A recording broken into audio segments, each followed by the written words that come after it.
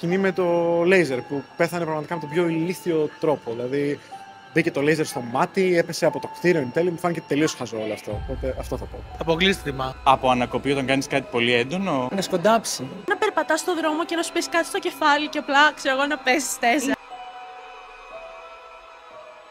Πάνω στη σκηνή της συναυλίας. Ίσως σε μια αποστολή. Από έρωτα. Να σε τεμαχίσουν με πριόνι. Θα ήταν πολύ cool, μου φαίνεται. Δεν ξέρω. Θα μ' άρεσε. Το ακούω, ναι.